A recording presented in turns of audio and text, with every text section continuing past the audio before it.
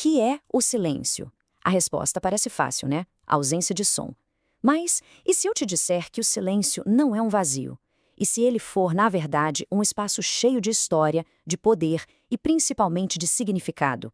Hoje, a gente vai mergulhar nessa ideia e descobrir o que o silêncio realmente nos diz quando as palavras se calam. E para guiar a gente nessa jornada, nosso ponto de partida é o trabalho fundamental da linguista brasileira Eni Orlandi. É com o olhar dela que a gente vai entender que o silêncio não é o contrário da linguagem, mas sim uma parte essencial dela.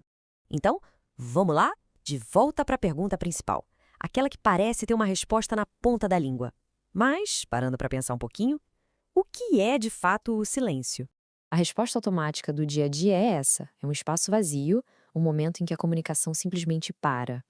Só que, como a gente vai ver, essa noção de vazio é justamente o que precisa ser virada de cabeça para baixo. E aqui está a grande virada de chave. Com essa frase, a Orlandi nos convida a enxergar o silêncio de um jeito totalmente novo. Ele tem substância, ele tem memória. Ele não é uma ausência, e sim uma outra forma de presença, um elemento superativo na construção dos sentidos. Bom, esse aqui é o nosso roteiro. A gente vai começar pelo conceito mais básico do silêncio.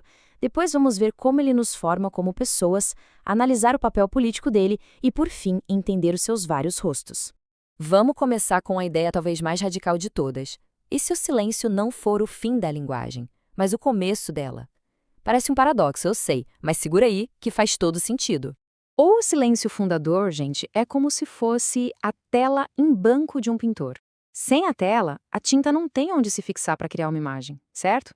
Do mesmo jeito, a linguagem precisa de um fundo de silêncio, de um mar de coisas não ditas, para que uma palavra possa surgir e finalmente significar alguma coisa.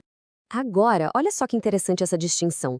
Além do fundador, que é essa base de tudo, existe o silêncio constitutivo.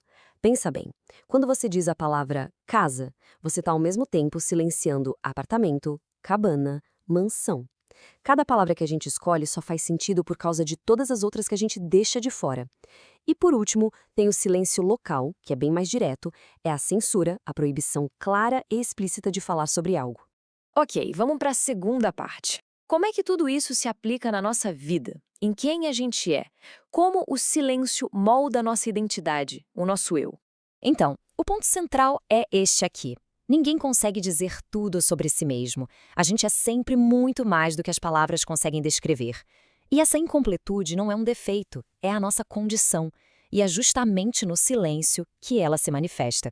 O processo é mais ou menos esse. A gente chega num jogo de linguagem que já está rolando há séculos.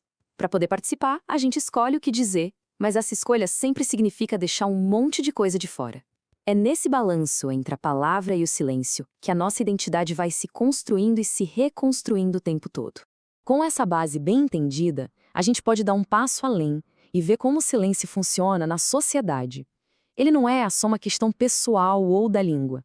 Ele é profundamente político e histórico.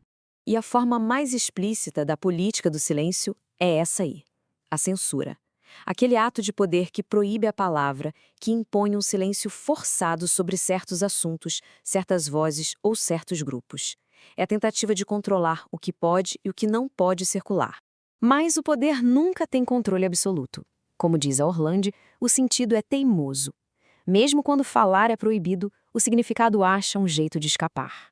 Ele vaza por um gesto, pela arte, pelas entrelinhas. O silêncio imposto pela censura nunca é um vazio total. Ele vira um espaço de muita tensão e também de resistência. Chegando ao final, vamos juntar todas as peças. Acho que ficou claro que o silêncio está longe de ser uma coisa só, né?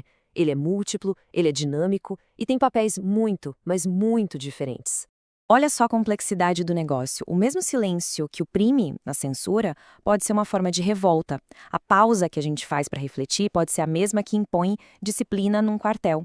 O silêncio não tem um valor fixo. O que ele significa depende sempre do contexto histórico e social em que ele acontece.